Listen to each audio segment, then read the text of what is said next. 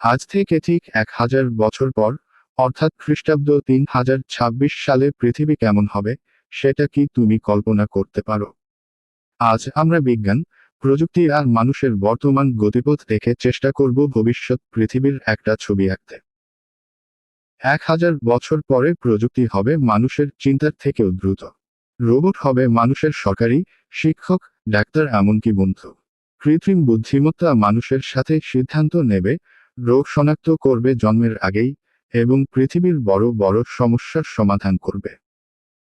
শহর হবে উল্লম্ব, আকাশছোঁয়া সবুজ টাওয়ার, যেখানে বাসা, অফিস, বাগান সব একসাথে থাকবে।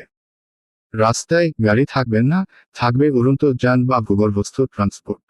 দূষণ থাকবে প্রায় শূন্যের কাছাকাছি। মানুষ যদি সচেতন হয়, তাহলে 1000 বছর পর পৃথিবী হবে আরো সবুজ। নষ্ট হওয়া বন আবার তৈরি হবে, বিলুপ্ত প্রাণী প্রযুক্তির মাধ্যমে ফিরিয়ে আনা হতে পারে। কিন্তু মানুষ অসচেতন হলে, তখন বড় বড় এলাকা মরুভূমিতে পরিণত হতে পারে।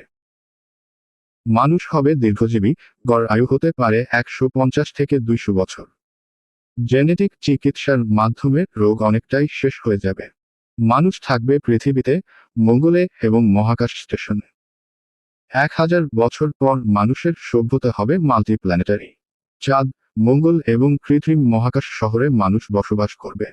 তবে পৃথিবীই থাকবে মানুষের মূল ঘর।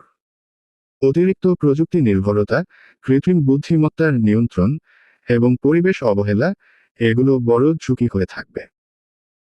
1000 বছর পর পৃথিবী কেমন হবে, সেটা পুরোপুরি নির্ভর করছে আজ আমরা কি করি তার ওপর।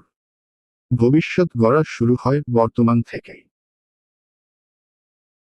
এই ধরনের বিজ্ঞান ও ভবিষ্যৎ বিষয়ক ভিডিও পেতে চ্যানেলটি সাবস্ক্রাইব করুন, ভিডিওটি লাইক দিন এবং আপনার মতামত কমেন্টে জানান।